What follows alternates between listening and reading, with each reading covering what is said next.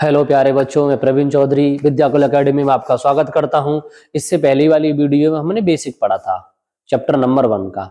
आज 1.1 एक्सरसाइज का question number first देखते हैं। तो क्वेश्चन नंबर फर्स्ट देखिए। क्वेश्चन नंबर फर्स्ट है, निम्नलिखित संख्याओं को अभाज्य गुणनखंडों के रूप में व्यक्त कीजिए। Express each number as a product of its prime factor, यानी इसके प्राइम फैक्टर करने हैं। प्राइम फैक्टर्स पहला है 140 और 140 के हमें फैक्टर करने हैं। तो 140 के जो हम फैक्टर करेंगे तो सबसे पहले हमें ये देखना है कि 140 लिख रहा है तो यूनिट डिजिट क्या है इसका। अगर यूनिट डिजिट में सबसे पहले हमें 2 का डिवाइड देके देखना है। तो सबसे पहले हमें क्या देखना होता है, 2 का। तो 2 की डिजिबिलिटी का नियम ये कहता है अगर यूनिट डिजिट 0 है, 2 है, 4 है, 6 है, 8 है तो उस संख्या में 2 से ही भाग जाएगा। तो यहाँ तो पीछे जो 0 दिख रहा है तो इसका मतलब इसमें किससे भाग जाएगा, 2 से। तो सबसे पहले हम इसमें 2 से भाग देते हैं। जब इसमें 2 से भाग जाएगा तो 2 7 14 और 0, यानी फिर 2 से करेंगे। 2 3 जा 6 और 2 5 जा 15। फिर इसका मतलब अब तो 0 नहीं है, 2 भी नहीं है, 4 भी नहीं है, 6 भी नहीं है और 8 भी नहीं। इसका मतलब इसमें अब 2 का डिवाइड नहीं जाएगा। तो अब ये देखना है हमें किसका जाएगा। तो देखना 3 का नियम क्या कहता है, अगर उन संख्याओं का योग 3 से डिविजिबल है तो इसका मतलब ये संख्या 3 से भागित होगी। तो इसमें तो 5 और 3 8, 8 में तो 3 का भाग जाता नहीं, 4 का देने की जरूरत नहीं है। तो बचा कितना, 5। तो 5 अगर 5 है, 5 का नियम क्या कहता है, अगर लास्ट में 5 है और 0 है तो उसमें डेफिनेटली किसका डिवाइड जाएगा, 5 का डिवाइड जाएगा। तो यहाँ 5 का डिवाइड दिया, 5 7 जा 35।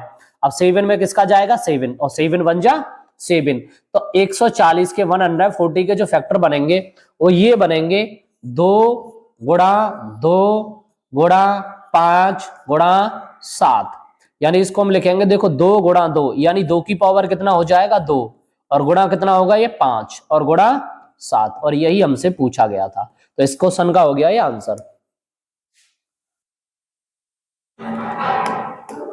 इसी में देखिए question number second. Question number second क्या कह रहा है, 156, यानी इसके भी अभाज्य गुणनखंड करने हैं। तो देखिए 156, पीछे 6 है, इसका मतलब 2 का डिवाइड जाएगा। तो 2 का भाग देते हैं, 2 7 जा 40 और 2 8 जा 16। फिर 2 से कर दीजिए, 2 3 जा 6 और 2 9 जा 18।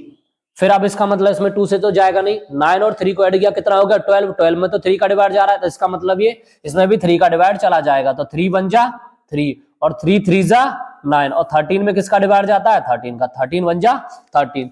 तो 1 5 6 यानी 156 यानी 156 का जो फैक्टर बनेंगे 2 गुणा 2 गुणा 3 और गुणा 13 है। 2 कितने टाइम से, 2 बार।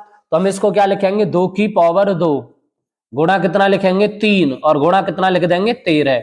और यही इसके फैक्टर बनते हैं। तो समझ में आया होगा। इसका नेक्स्ट क्वेश्चन देखिए। क्वेश्चन नंबर नेक्स्ट है तीसरा, निम्नलिखित संख्याओं को अभाज्य गुणनखंडों के रूप में व्यक्त करिए। वैसे जो अभी किया था सेम ऐसे ही करेंगे। तो अभी लिख रहा है देखो 3 8 2 5। सबसे पहले हमें इसमें ये देखना है कि भाग इसमें किसका जाएगा। तो भाग इसमें 2 का तो जा नहीं रहा, तो हमें ये देखना है कि 3 से इसमें भाग जाएगा या नहीं जाएगा। तो 3 से भाग देने के लिए क्या करेंगे, दोनों को ऐड कर लेते हैं। 8 और 3 11 है, 11 में 2 जोड़ लो कितने हो गए, 13 है। और 13 में जोड़ लो 5 तो कितने हो गए, 18। 18 में तो 3 का भाग जाता है, तो इसका मतलब इस संख्या में अभी 3 का भाग चला जाएगा। तो हम इसमें 3 का भाग देके देखते हैं। तो जैसे हम इसमें 3 का भाग करेंगे, 3 एकन 3 यानी 3 बन जा 3 और 3 दूनी 6। तो बच्चे कितने, दो। देखो भाग ऐसे देके देख लेना, आप ऐसे दिया करना जिससे कोई गलती ना रहे। तो आप 3 का डिवाइड दोगे, देखो 3 एकन 3, फिर कितना लिखा है 8, 3 दूनी 6, फिर कितना बचा ये 2 और 3 7 21, फिर कितना बचा 1 और 3 5 15। तो 3 का डिवाइड दिया आपका इतना आ गया, और वही आपको यहाँ पे लिख देना है।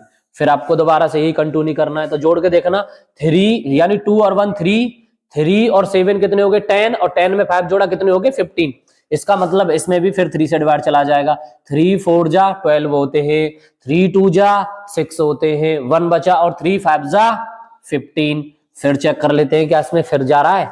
तो 7 और 4 कितने होते हैं 11, इसका मतलब 11 में तो 3 का डिवाइड जाएगा नहीं, तो फिर किसका देके देखेंगे 5 का। तो देखो 5 8 जा 40 भाई, 5 8 जा 40 बचा 2 और ये 5, तो 5 5 जा 25, तो 25 लिख दिया हमने। अब इसमें फिर हमें डिवाइड देना है। अब देखिए किससे जाएगा, फिर 5 से चला जाएगा, तो फिर 5 का देते हैं इधर। फिर हमने 5 लिख लिया, 5 का डिवाइड करोगे, देखो 5 1 जा 5 बचे कितने 3 और 5 7 जा 5 7 जा कितने हो गए 35, तो इधर 70 से करोगे 17 1 जा 17, यानी 17 एकन 17।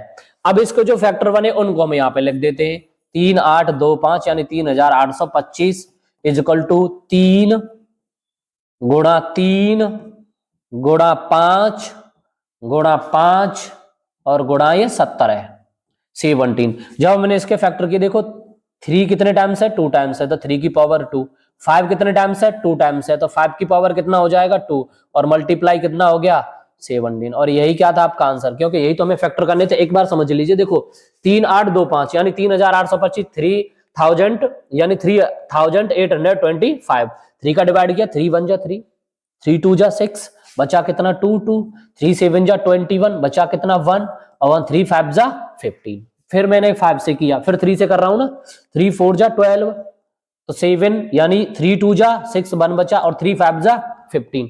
फिर मैंने 3 का तो जाएगा नहीं इसमें, इसका मतलब मैंने किससे दिया 5 से, 5 8 जा 40 बचे कितने 2 और 5 5 जा 25। फिर 5 से दिया कितने बार चला गया 17 बार, और 17 से दिया तो 1 टाइम्स गया। तो इसके फैक्टर बने 3 गुणा 3 गुणा 5 गुणा 5 गुणा 17। तो 3 कितने टाइम्स है 3 की पावर 2, 5 कितने टाइम्स है 2 5 की पावर 2, 17 कितने टाइम्स है 1 टाइम, तो 17। आगे है ये 5005, इसको देखते हैं भाई। 5005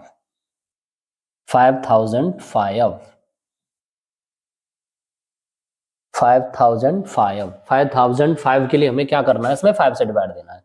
और जब मैंने इसमें 5 से डिवाइड दिया तो 5 1 जा 5, इधर 0 इधर भी 0 और इधर 1, 5 से तो जा नहीं रहा, अब किससे जाएगा ये देखना है हमें। तो देखिए 5 से जा नहीं रहा, 7 से देके देखते हैं। देखो 7 1 जा 7 बचे कितने 3, 7 4 जा 28 बचा कितना 2 और 1, तो 7 3 जा 31 चला गया। इसका मतलब 9 से जाने का मतलब ही नहीं है, 10 से जाने का मतलब नहीं, 11 से दे दो। देखो 11 1 जा 11, 11 1 जा 11 यानी 1 4 3 में आपने 11 से डिवाइड दिया, 11 1 जा 11, 3 बचे और 13, तो कितने टाइम्स चला गया ये 13 टाइम्स। फिर 13 का कर दोगे तो कितना हो जाएगा 13 1 जा 13, यानी इसके फैक्टर बने 5005 के फैक्टर बन जाएंगे, इसके फैक्टर बन गए 5 मल्टीप्लाई 7 मल्टीप्लाई 11 मल्टीप्लाई 13, और यही आपका आंसर है। ऐसे इसका एक और क्वेश्चन था, ये आप होमवर्क में करोगे, ये वाला क्वेश्चन ये आपको होमवर्क में देखना है, नहीं हो कमेंट बॉक्स में मुझे बताना है। नेक्स्ट क्वेश्चन देखिए, एक अलग पैटर्न पे क्वेश्चन है, ध्यान से समझिएगा इनको। देखिए क्वेश्चन में क्या क्या रहा है, संख्याओं 6 और 20 के अभाज्य गुणनखंड विधि से HCF और LCM ज्ञात करने, यानी HCF और LCM अभाज्य गुणनखंड विधि से हमें ज्ञात करने, यानी find the HCF and LCM and HCF of 6 and 20 by the prime factorisation method, यानी अभाज्य गुणनखंडों से हमें फैक्टर निकालने हैं। तो देखो फैक्टर कैसे निकालेंगे, सबसे पहले हमें लिख रहा है ना 6 6 लिख लो भाई, कितना दे रखा है 20 20 लिख लो। इसके फैक्टर करने हैं, देखो 6 के फैक्टर तो हम जनरली जानते हैं 2 गुणा 3 पता चला। इसके बाद फैक्टर कर लेते हैं हम 20 के, 20 के जब फैक्टर करोगे तो 2 हो जाएगा, फिर इधर से 2 हो जाएगा, फिर इधर कितना हो जाएगा ये 5। आप अगर नहीं जानते तो आप इस तरीके से कर लीजिए, 20 के जब फैक्टर करोगे 2 से डिवाइड करोगे हो जाएंगे 10, फिर 2 से डिवाइड करोगे हो जाएंगे 5 और फिर 5 से डिवाइड करोगे तो हो जाएंगे ये 1। तो 2 गुणा 5 ये आपके फैक्टर बने। अब आपको करना क्या है, ये जो फैक्टर बने हैं अब इनको कॉमन देखना है। सबसे पहले इन दोनों में क्या कॉमन दिख रहा है आपको, देखना इन दोनों में तो हमें ये 2 कॉमन दिख रहा है, तो हमें सबसे पहले चाहिए HCF। तो HCF तो कॉमन फैक्टर होता है, इन दोनों में क्या कॉमन है 2, तो आपका आंसर क्या हुआ यहाँ पे 2 HCF। अब हमें निकालना है LCM, तो एलसीएम कैसे निकलेगा, देखो दोनों में कॉमन था 2 लिख लिया, यहाँ पे 2 बच रहा है, ये 2 लिख लीजिए, उधर क्या है 3, 3 लिख लीजिए, इधर कितना दिख रहा है ये 5, तो आप 5 लिख लीजिए, इनका मल्टीप्लाई कर लीजिए, 2 2 जा कितने होते हैं 4, और 4 3 जा कितने होते हैं 12, और 12 5 जा होते हैं 60। तो ये आपके दोनों आंसर्स आए। पहले हमें इसके गुणनखंड कर लेने, फैक्टर कर लेने, इसके भी फैक्टर कर लेने, दोनों का कॉमन फैक्टर ढूंढना है। तो कॉमन फैक्टर मिला हमें HCF HCF बराबर आ गया ये 2, एलसीएम निकाला, इसका कॉमन फैक्टर यहाँ लिख देते हैं, जो बच रहा है उसको बाकी यहाँ लिख देते हैं, सभी का गुणा कर देते हैं, 2 दूनी 4, 4 तिया 12 और 12 पन 60। ये आपका एलसीएम था, HCF है, और ये आपका एलसीएम है। हमें पूछा गया था विधि से HCF और एलसीएम निकालिए, दोनों चीजें निकालने के लिए पूछा गया, दोनों चीजें निकाल ली है। नेक्स्ट क्वेश्चन देखिए, क्वेश्चन कह रहा है find the LCM and HCF, यानी फाइंड द HCF और एलसीएम दोनों निकालने पर। क्वेश्चन में क्या दिया है 144 यानी 144, 180 and 192 by the prime factorisation method. संख्याओं 144, 180 और 192 के अभाज्य गुणनखंड विधि से HCF और एलसीएम निकालिए। यानी अभाज्य गुणनखंड विधि से जो अभी किया था, पहले 2 संख्याएं आ रही थी, अब 3 संख्याएं, फर्क इतना है, पहले 2 संख्याओं का निकाले थे, अब 3 संख्याओं का, पैटर्न वही रहेगा, करना भी वैसे ही है। तो देखिए हम क्या लिख लेते हैं, पहले संख्याओं को यहाँ पे कॉपी कर लेते हैं। हमने लिखा 140, फिर लिखा हमने 180, फिर लिखा हमने 192, इनके करने हैं हमको फैक्टर, गुणनखंड, फैक्टराइजेशन मेथड करना है। तो देखो हम यहाँ पे करके देखते हैं, तो 140 और इसके जब हम फैक्टर करेंगे तो देखो 2 से डिवाइड दिया तो कितना हो गया 70, फिर मैंने 2 से डिवाइड किया तो कितना हो गया 35, फिर मैंने 5 से डिवाइड किया तो कितना हो गया 7, और फिर मैंने 7 से डिवाइड किया तो कितना आया ये 1। इसी तरीके से आप तीनों का कर लीजिए नंबर बाई नंबर। अब आपको कर लेना है 180 का, और जब आपने 180 के फैक्टर किए तो देखो 2 से डिवाइड चला जाएगा, 19 हो गया, क्योंकि पीछे 0 हो, 2 हो, 4 हो, 6 हो, 8 हो, तो हमेशा 2 से डिवाइड जाएगा। फिर इधर फिर मैं 2 से कर लेता हूं, तो ये 2 का डिवाइड करोगे तो कितना हो जाएगा ये 45। अब देखो 2 का डिवाइड नहीं जा रहा, 5 और 4 कितने होते हैं 9, तो 9 में किसका डिवाइड जाता है 3 का। 3 का डिजिबिलिटी का नेम हमें पता ही है, 3 1 जा 3, 3 5 जा 15, 15 का हमें पता ही है 3 5 जा कितने होते हैं 15, और 5 1 जा कितना होता है बेटा 5। चीजें समझ में आ रही होंगी। आगे दे रखा है आपको 192, 192 लिख लीजिए, यहाँ पे हमने लिखा 192, इसमें 2 से डिवाइड करिए, 2 9 जा 18 और 2 6 जा 12, फिर 2 से कर दो, 2 4 जा 8 और 2 8 जा 16, फिर 2 से कर दो तो इधर हो जाएगा 2 और इधर हो जाएगा ये 4, फिर इसमें 2 से कर दो तो ये हो गया 12, फिर 2 से कर दो ये हो गया 6, फिर 6 को थोड़ा सा मैं इधर लिख लेता हूं जिससे देखने में परेशानी ना हो। तो 2 से इधर किया कितना हो गया 3, और 3 से किया तो कितना हो गया 1। यानी इस तरीके से आपके तीनों के फैक्टर अलग अलग निकल के आ गए। अब जब तीनों के फैक्टर हमें मिल गए तो हमें करना क्या है, इनके अलग अलग यहाँ पे लिख देने। देखो 140 के किए तो कितना है 2 गुणा 2 गुणा कितना बना 5 और गुणा कितना बना 7, लिख लिया। अब 180 के फैक्टर हमें दिख रहे हैं यहाँ पे खूब, 2 गुणा 2 गुणा कितना हो जाएगा 3 गुणा कितना हो जाएगा 3 गुणा कितना हो जाएगा ये 5, पूरे 2 2 3 3 5 नोट कर दिया। इधर 192 देखो 1 2 3 4 5 6, 6 टाइम तो 2 है, तो इधर मैं क्या लिखूंगा 2 गुणा 2 गुणा 2 गुणा 2 गुणा 2 1 2 3 4 5 गुणा 2, और लास्ट में जाके क्या है बेटा ये 3, तो मैंने 3 को नोट कर दिया, 3 हो गया। इसके बाद हमें करना क्या है, देखो इनके ना सभी के कॉमन ढूंढने हैं बेटा, क्या क्या कॉमन है। देखो इन दोनों में क्या कॉमन दिख रहा है मुझे, ये 2 दिख रहा है, तो मुझे निकालना है सबसे पहले HCF। तो HCF के हमें इन दोनों में जो कॉमन आ रहा है वो लेना है। तो इनमें कॉमन क्या था, मुझे 2 दिखा, तो सबसे पहले मैंने 2 ले लिया।